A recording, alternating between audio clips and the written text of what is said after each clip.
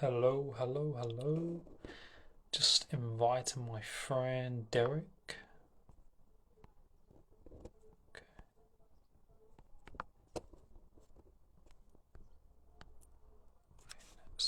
next. Right, okay. Just gotta go through all these steps.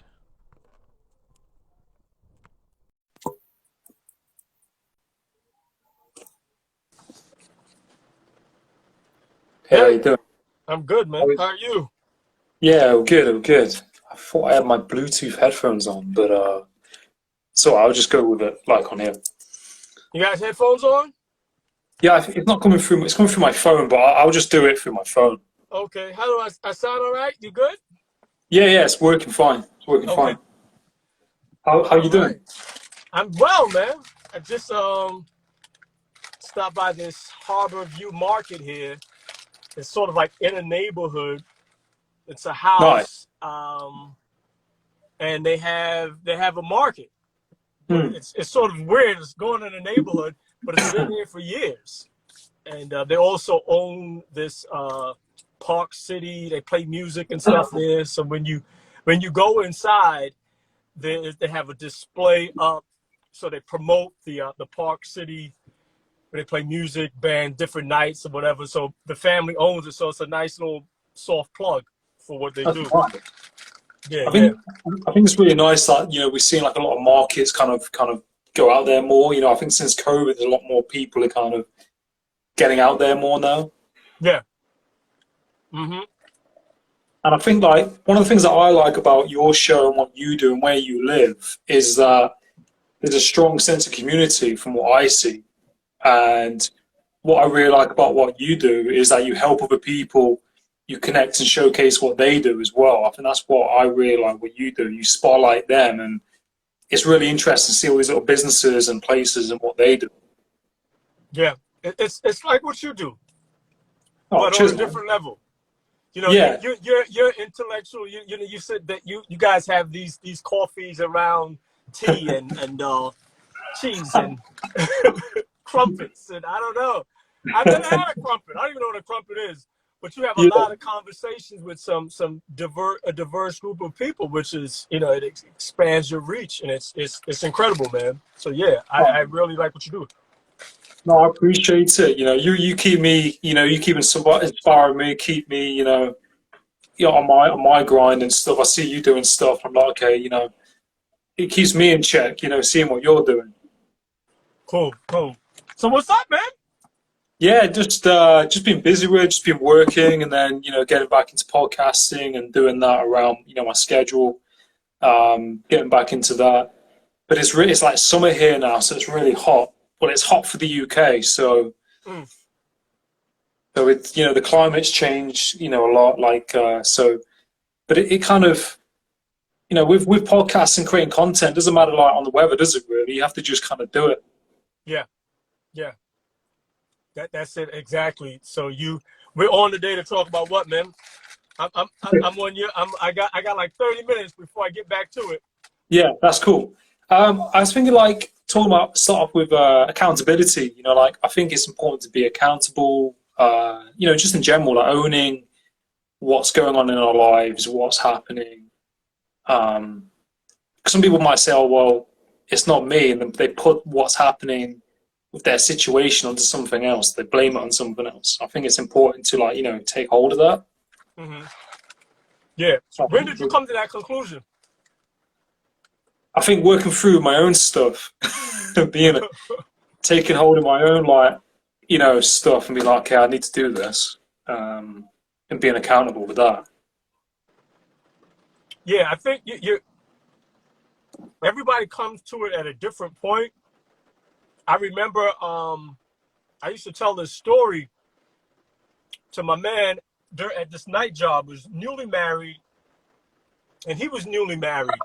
So you have two Mm, guys who are new to yeah, this thing called love and marriage, and yeah, so we're not understanding like our role. You're coming into this thing with your own baggage.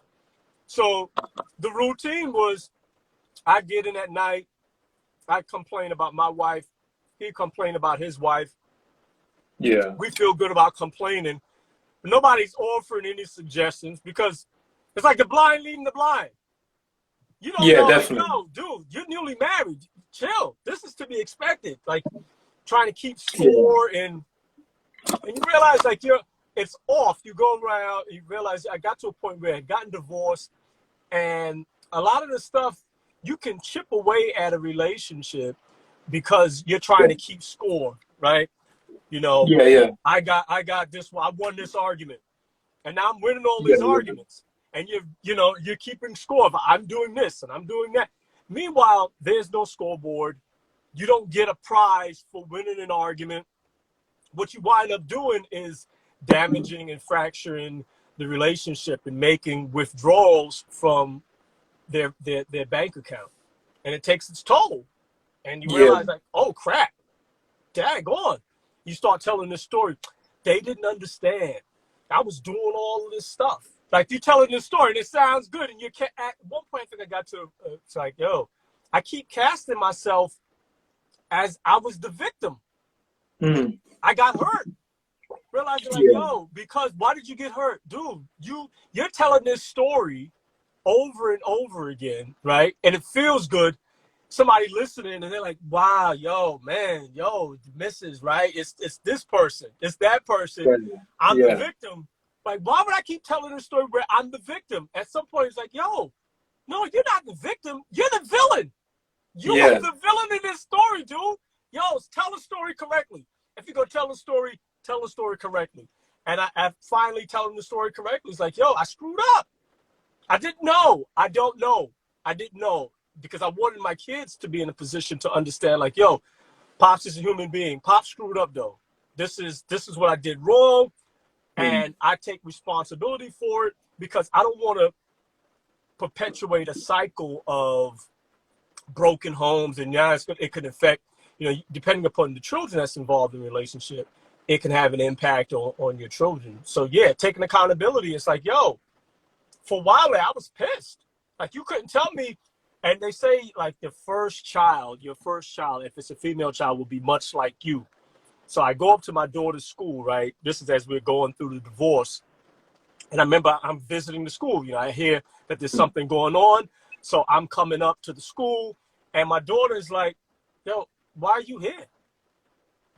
yeah, Like, why are you here? So now I'm confronted with this question. Like, what do you mean? Why? I shouldn't have to explain why I'm here. But because I wasn't there, she's questioning. She has a right to question. She's like her dad. Like, why are you here? yeah, You haven't been here. Like yeah, you checked out. And so now you gonna show up and check me? How you gonna check me? So now, you have to now put your ego in check. You know what? Okay, we'll see. And so I stayed, addressed whatever was going on, and I bounced, but that took a hit. This is my daughter, it's my oldest child, right? I remember getting a call at night. Yo, you're having her my wife at the time, her water broke. So I'm like, oh man, I got to go back at home. I got to leave.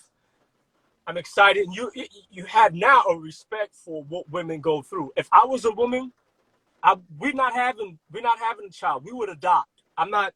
How's that? It's not coming out. I don't know how it's going. That's not. I know women have been giving birth. As a yeah, dude, I'm telling you that I watched this needle, right? This needle that she had in terms of an epidural, right? yeah, yeah. I know what you mean. The pin was like this big. They pumped. They to put it in. So now they have to round out her back. And I'm like, yo, this is a lot. This is a lot. Like, I would have been calling me all these you, after all the pain I went through to have our child, this is what you, like, I would be through with me. I wouldn't talk. I would be mad at me. I would have probably shot me. Yeah, You don't know. You don't know what you have, and you don't realize what you're going through or what happens when you're yeah, going through it. Your pride, especially as a man, being a male, and your ego, You know, you think that because you're working, or you think that because you're doing this stuff and you should be no, you're doing your job, yo. It's not even a job. It's like it's a responsibility. Like, you can get mad and throw up your hands. This was me. I throw up my hands like, oh, this, you just don't get me. Like, I'm trying to provide a better life for you. Like, children, wives, they don't care about all the stuff. They will take the money. They will take the stuff that the money will buy. They will take that all day. But what they really want is time with you. Mm. That's what they really want.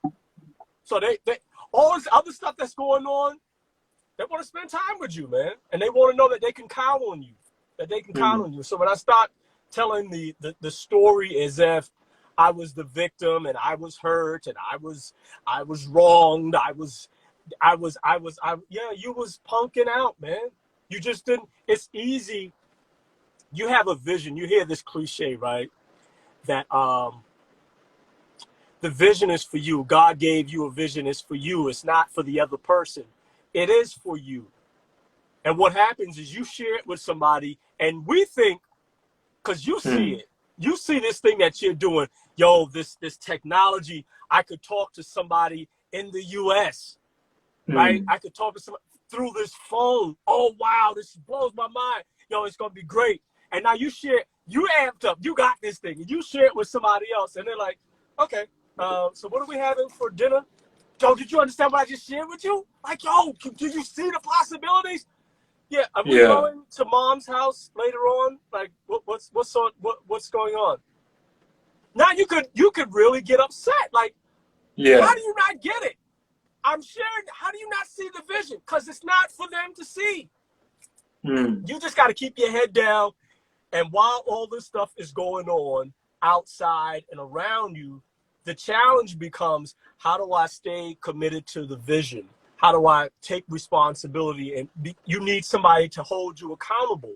So when you talk about accountability, I don't know if you have an accountability partner. Do you have an accountability partner? I don't have one that I pay or anything. I mean, through my work, I have like supervision and stuff. But I mean, I have friends who will say, "Oh, have you been doing, whatever? Have you been posting podcasts, or have you been doing X, Y, Z?" So that kind of keeps me in check a little bit. They're friends. They're friends that you have. Some friends are turn-up friends, right? Yo, we going out, blah, blah, blah. You know, you got your friend, he running shotgun with you, always relaxed, good time at the bar, da, da, da, da. That's those friends, right? And then you got friends where, and you need them. You got friends that are like, something's going down, they got your back, I got your back, what you need, man? You got some of those friends. But then you got to have some friends that, yo, Ox, that ain't it. I don't know what you're thinking, but that ain't it. I wouldn't, nah. And I don't know if you need somebody that's going to check you. You need somebody to tell you, that wasn't it. You might want to try this. You need somebody that you respect. There's a mutual respect, and you do this thing for them also. Otherwise, the worst thing you can do is start believing your own hype. Like, you don't have nobody around you, you're isolated, and now you see a pack of whether it's hyenas or whatever, or you see something in a pack, the one that the lion gets is the one that's away from the pack, the weak one. When you get off and you're not in the pack, you don't have a strong group of people around you, you start thinking you're isolated. You become easy prey for thoughts, because there's nobody to check you. You're in your own head. I could do this, so-and-so treat me wrong, man, And so now you see something, you see a mistress. And I think the word mistress is it's really clear. It tells you what you're going to get from this person. Stress. You're going to get stress from a mistress. She is a mistress. You're going to get stressed out. It's not going to add anything to you. Oh, the sex might be great. You might be entertaining. You get a temporary relief. But that is not, that you cannot build a strong foundation off of that, because you're starting out from, I can't trust you because you had a vow with someone else. Yeah. You broke that vow to get with me. So now Yeah. I know in the back of my mind, if anybody's got it half a brain, you did this to her. I ain't that special. And she had your child. I ain't that special. Because people, you can think it looks better over there. Yeah. It looks better over there. And so that's why I go hard now, because I realize, yo, I'm gonna be dead. Nothing groundbreaking. We all gonna be leaving from here, and I can't make up for the past. But I know that by taking responsibility for my actions and being honest with my children, and it's painful. It was painful. You know, it was a dark period where I was just rebelling, where you will have an opportunity. You will have an opportunity, and you'll see it with politicians. You'll see it with entertainers.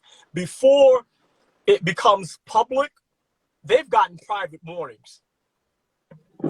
They've gotten private warnings. They've gotten checked. And somewhere along the line, they feel as though I am whatever. I'm not going yet. No. It's like a tantrum, like a big kid. It's like a big kid. I was an adult, but it was a tantrum. No, you wronged me. I want you to say sorry. Dude, grow up. If they don't change, you got to change the way you think.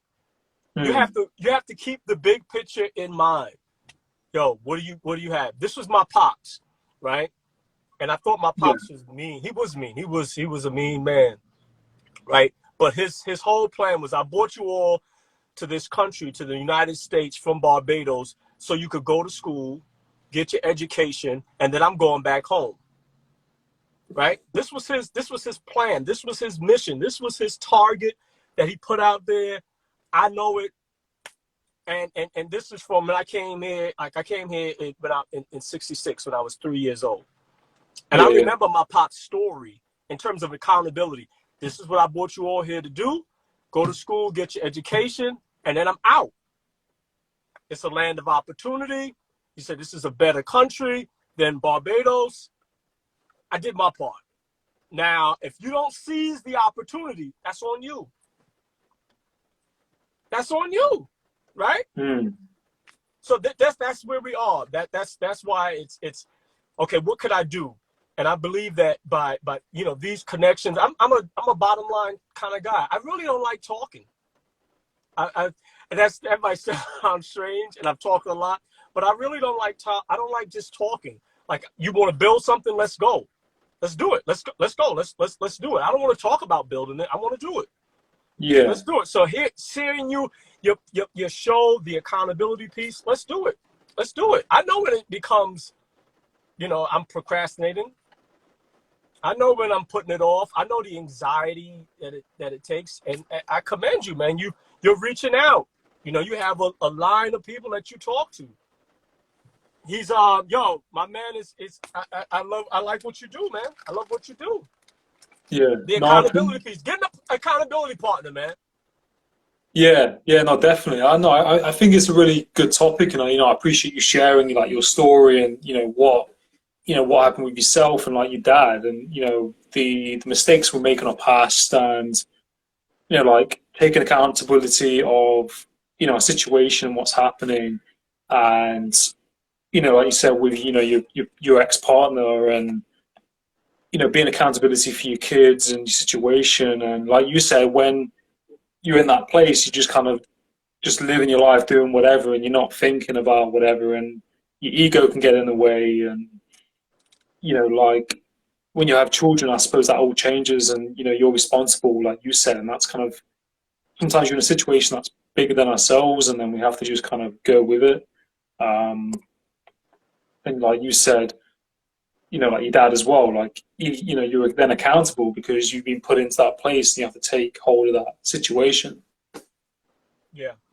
And my friend, intersectional versus transactional listening is such a skill, and to build on that, Adam is so positive. Yeah, Adam is a positive dude, yo.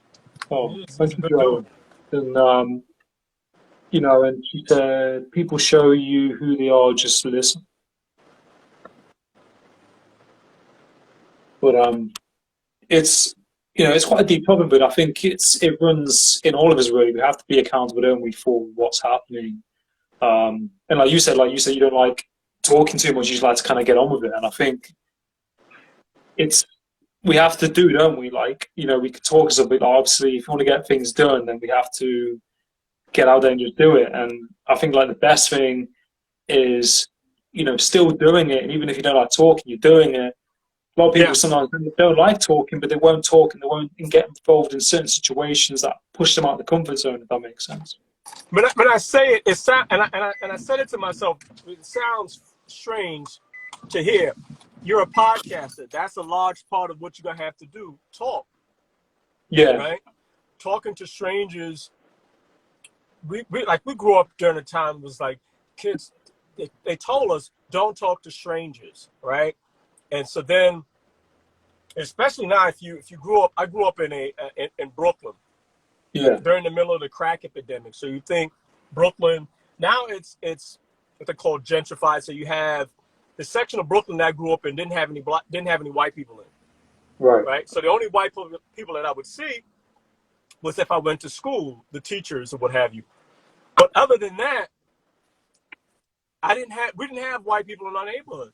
And so if you go to the city, if you went into Manhattan, then you would see, you know, that Manhattan is more, it's a bigger city. You Yeah, have a lot more businesses. yeah, So it's the metropolitan it's different, right? There were some sections in Brooklyn that had white people, but if you go into Manhattan, you see a cross section of people, and it can become intimidating for if all you know is what's around your block, right?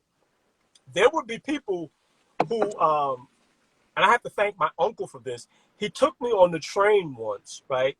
What y'all call the train there? The tube? if you're in London, on the underground, the tube is the same as I know in America it's the metro, isn't it? But yeah, we call Yeah, them trains. yeah, in the tube. You don't know what it is. 007, and he's like, put your back into it, Bond. And he's like, yo, there's a lot of people on the train. He said, yeah, welcome to, because he's like, Bond, yo, he's driving around in a luxurious car. You don't know nothing about the train. But my uncle brought me to New York City. We went on the subway. This was the first time I had ever went on the subway, me and my sister. I get to New York, and we're small. We go to Macy's. We go to Herald Square, to Macy's. Macy's, this is when Macy's like this big, I've been giant to department London. store, Yeah, the parade and stuff. And so you get there, and it's all these lights, and you see, man, and I remember, okay, how do I get on the train? I would leave, right, Brooklyn, and it's a trip for a token, the price of a token. I get to see something different. I would come back from going to the city, and brothers will be in the same spot. I went on an adventure. And then I would, okay, so now I'm in the city. How far is this? Let me walk. And you get to see different neighborhoods. You get to see how different people live. It expands your mind. You get to see other things. And so now it just became, oh, okay, all right. Now I got to go and talk to somebody because I don't know what train to get on, or I don't know what bus, or which street would I go down? How do I get to the bridge? So now you have to start, and that just became a thing that I do, right? So we're here. Before I came to this, I just posted it. The News 12 is one of the local stations here, and they're yeah, covering this story about a pig, right? And I'm like, a pig? It's a story yeah. about a pig. I'm like, okay, let me see what's going on. There's a pig out there. I'm like, it's gonna be somebody's dinner. This is a pet pig. They have this pig in his house. This pig does tricks or whatever, and he's an entertainer. She was like, yo, you could book the pig. It's a pig gig. She exchanged numbers. You know, she got my number, sent me a message. She's at a television station. But if I was shy, I wouldn't have walked up to her. I wouldn't have made the connection. That wouldn't have happened. I was dropping off packages at FedEx. Just a normal route. But you just open yourself up to feeling comfortable and go, like, what's going on here? Like a pig story. I'm thinking, I don't care anything about a pig. Yeah. Like, I'm like, yo, there's a guy in London Adam who interviews people. You need to be talking to Adam. This is, I'm like, I don't, but the pig, I guess it's a story. It's a pig. You know, there's a dog. There's just something about pigs. I'm like, I went to early on, I worked in a supermarket, right? Yeah. And this was like one of my first kind of jobs. My best friend, his mom had gotten him a job there, and he talked to the guy, and I was able to come in and help him out. And so they would dump out the water. So they had chitlins and hog maws. And I'm like, what is this? This is like, oh, this is the intestines of a pig. Like, oh no. You're dumping out. I'm like, no, I don't want no part. But I realized this is what some people would eat. I'm like, I'm good. No, I ate bacon or whatever, but there's just some things I'm like, after seeing it and then hearing what it is, I'm good. I'm not eating that. But this was some people's meal. This is what they had to eat. I am not eating chitlins, hog maws, tripe. I'm just not. I'm not doing it. So a pig, I'm like, I'm not. Pigs are nasty. Pigs are nasty creatures. They just eat anything. I'm not. I'm good on the pork. But that's just somebody's pet, and they bring it to a party and they entertain it. It's just something else. I know they bring dogs, and dogs become entertaining for some people, or even folks with Alzheimer's. They forget certain things, but pets is something about a dog, and they'll remember the dog. And so I have a friend who has their parents are in an elderly home, and they remember her dog. So Julie brings the dog to the senior center so the dog could spend time. He's not doing any tricks. Linus is just an old lad, but she remembers Linus. Yeah. And so for some reason, then it makes her lucid for that for whatever period of time, and those are real issues for me, man. You know. Yeah. Live issues. I think like with certain animals, or like you've been in that situation working in a supermarket and you actually see, the animal for what it is, and like, in that context of like the things, it might be the pig guts or whatever that people eat, you have to sometimes see that raw actual animal for what it is, or see it being killed or whatever. Like I used to work in a restaurant in the kitchen. I remember seeing like lobsters and crabs get killed. So I'm really funny about eating lobsters and crabs because I've seen the raw side of it, what people don't always see. And I think until you see that raw side of it, then we're like, okay, I'm not touching that anymore, even though it looks nice in the packet and everything like that. So I sometimes start thinking, okay, well, that was once in a field. It went through that process. But if I start thinking about it, then it kind of turns me off eating it. It's, but like, with like accountability, if that's our decision, we have to kind of stay with that, don't we? If we don't want to do that and eat those things or whatever. Yeah, it is. There's a family here. I met Wade's Dairy.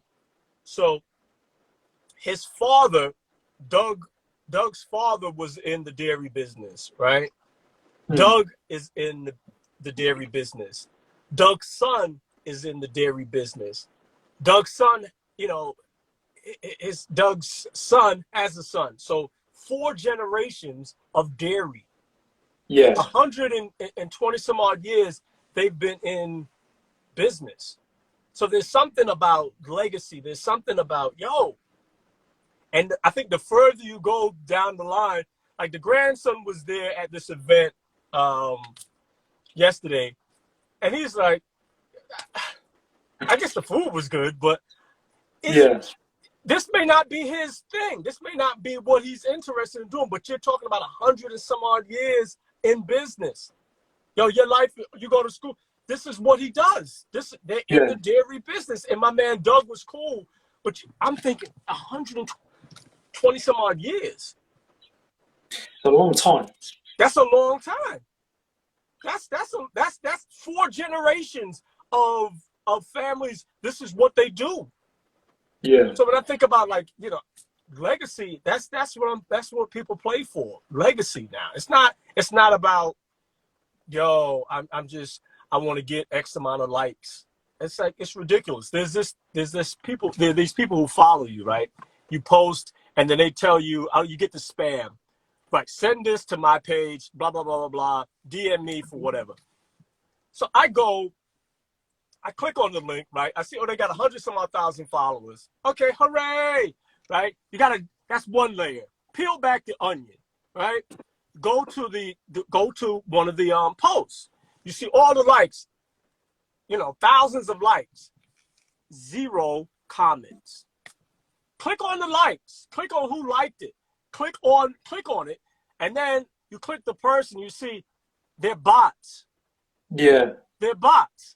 So you have people who, oh, I want the vanity matrix. I want to be seen so much that I'm going to pay you, and I'm not even going to do any work to be posted on your page where nobody is commenting on none of these posts. It should give you, hey, listen, there's no engagement.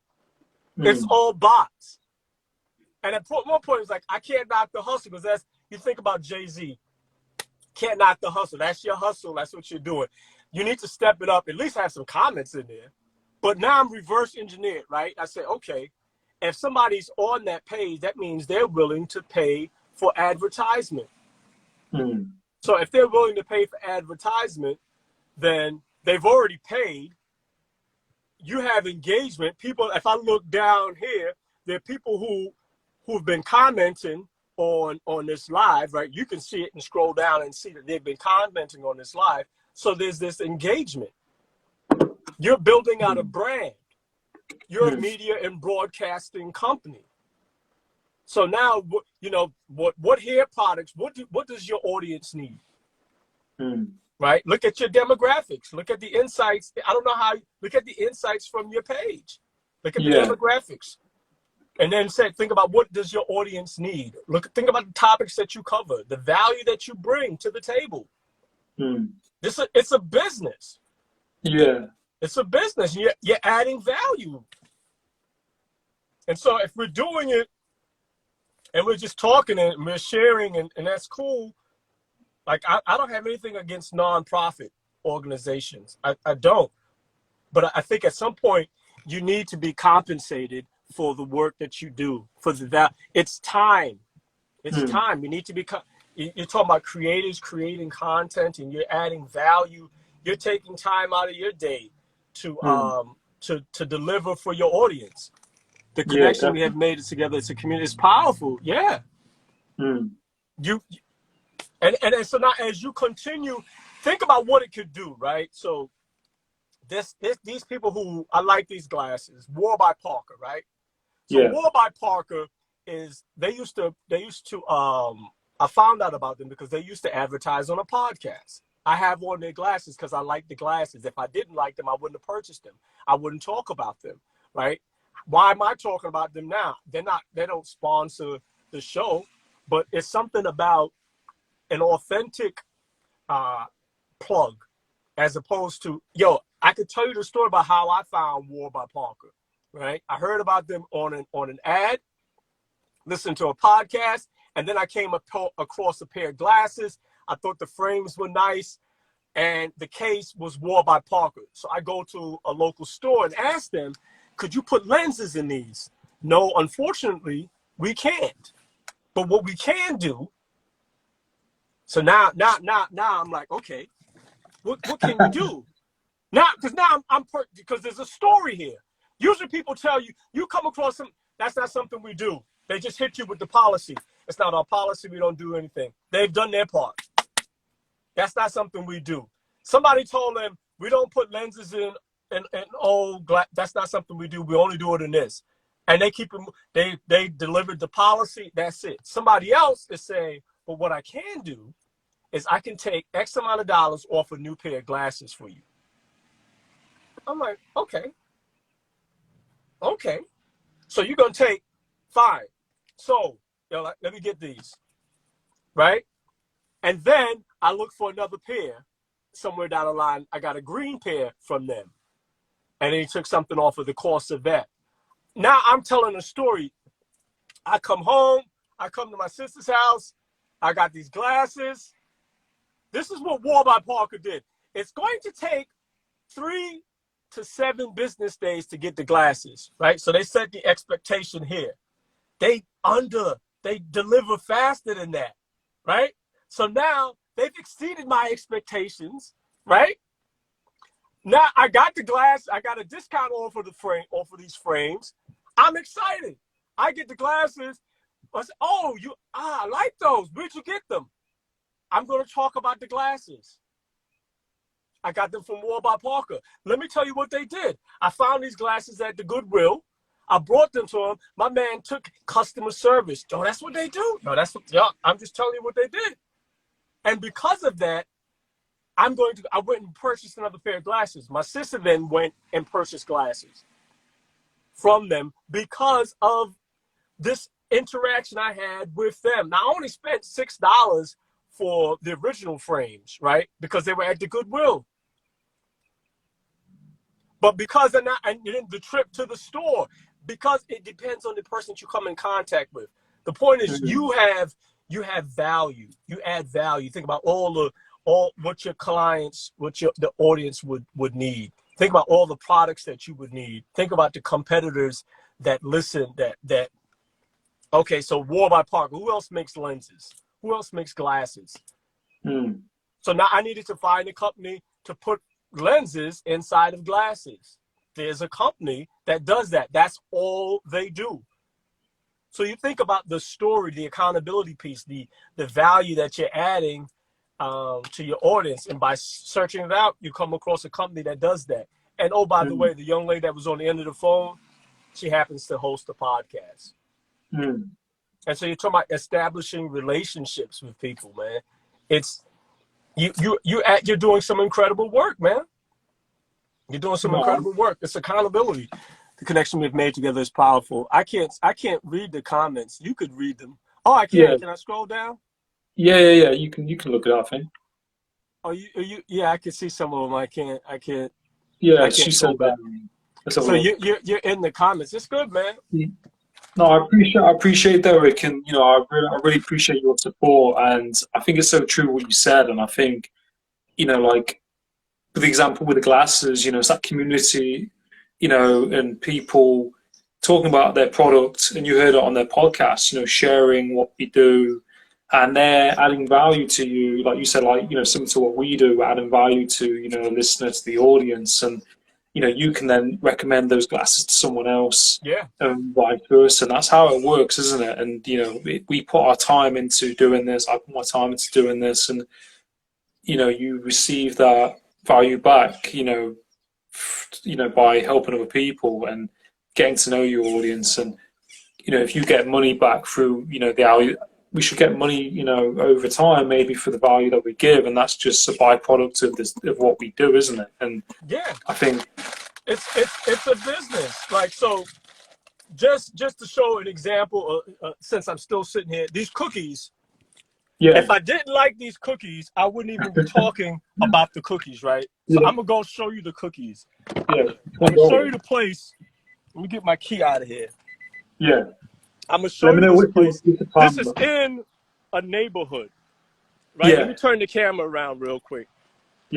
So this is Harbor View right here, right? It's right here in a neighborhood. So you have all these houses. And then you have this market. This market has been here for years, right? It's been here for years. So they have outside seating. Obviously, nobody's outside right now, right? So you come in, and then there's this huge iPad-like device that's right here, right? And then they have, you have seating. It's the original, like, social media. Then you have this young lady right here, who's the bomb. I'm talking to somebody from London. Say hi. Hello. How you doing? Yo, she's like so cool. When I tell you she's like so cool, I wanted to show them the cookies. So I tell you, come in, right? And then they have peanut, they have oatmeal. They have these chocolate cookies with sea salt on them. I don't know which chocolate one. There's no peanut butter today. There's no peanut butter today, yo. But it's a house. Right? But it's not a house. It's a market. But it's not a market. It's a community. They've Yeah. built a community around something that they enjoy doing. You know what I Oh, mean? I love that. Yeah, it's a really And good so they place. have events. The same family that owns this place owns that park center. So they put up it's a whole vibe, like right here in Black Rock, right, which is sort of like adjacent to Bridgeport, but yeah, right in the cut. I'll So now I'll that have to that visit that that sometime. splice, that section right there, right. So take that section, right. When you post this, save it, right, Yeah, yeah, and cool. then I will screenshot just that section and repost it and tag them in there. Right? Yeah. So you talk about the value, just something simple, right? Becoming intentional with what you want to do. Mm. You're talking about. So now there, if somebody's coming over from London, or they see this, oh, I've got to go to the place here because I was on the telly and I heard about this spot. Yeah. That's tour. So you're talking about the value that you're adding, like what's here. You're a value add. Mm. You add Yeah, value no, to your. It's not. It's a business. So the business has mm. got to have. It's not just we talking. I like talking, but if we just talking and there's no business and no profit, then what are we doing at the end of the day? Because Yeah, somebody definitely. it's got to make money. It's a Yeah, business. definitely. It's got to make money. And Otherwise, that, you'll that start to feel you'll get burnt out. yeah, and that's how things work, isn't it? It's that exchange for your value and your time and what you do. And I think it's owning that and knowing like your worth as a person, knowing your worth as a business and what you should receive back for what output you do, because that our time's limited and we have to it's just how it works, isn't it? We put our time and energy into something, and I really like that place. I'll have to check it out if I'm ever in the States. If I try, I'd love to go there one day. Yeah, it's a nice model. The owner's real low key. They're talking about years that they've been in business. The place burnt down. Mm. They rebuilt it. Oh wow.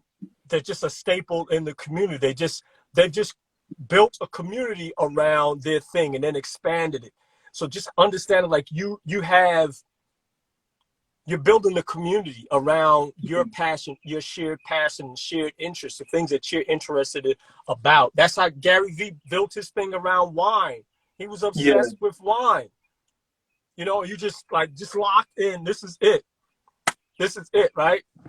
I got to send you a book, Yeah. Adam. But Yeah. I Of tell course. you, Yeah. I walked into the Goodwill, right? They had 30 of his books in the Goodwill. 30 of the new ones. Oh really?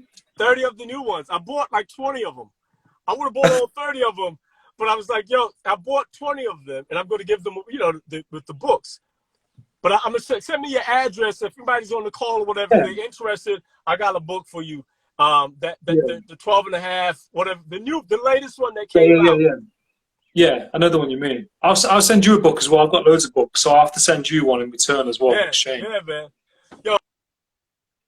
I'll let you. Are you good for? You cut out then audio wise. I can't hear you. Yeah, did I I can hear you freeze? now. Okay, there I go. Yeah. Yeah. But do you want me to let? I can let. Are you busy? Are you okay for time now? Huh? You good for time? Are you good for time? Yeah, no, if you wrap up, you got some closing comments or whatever, and then I'm out of here, man. Yeah. No, it's awesome, man. But no, it's always a pleasure talking to you, Derek. And we always have good chats and conversations. And I really appreciate you and your time and talking about parts of your life and how accountability relates to you. And I love your work and what you're doing in the community and everything that you do. I think you're really consistent and you really put a lot of value in helping out all the people out there as well. Yeah, I like your story, man. Thank you, Adam. It's a No, pleasure. you're Save the welcome. live. If y'all not already, Yeah, I well, guess the folks on here, I'll be sure to share it. yeah, Folks who joined in, I can't really see the comments. I'm yeah, trying to scroll and see, but save the live yeah, I will. and if you can take a screenshot of the people who joined, Yeah, That way, I could say thank Yeah, you. I think I can see at the end who's joined it, who actually Yeah. joined it. I can see All that. right. Cool. All right, I'll save it. All right, man. Later. Yeah, take it easy. Cheers, Derek. All right. Peace. Cheers, man.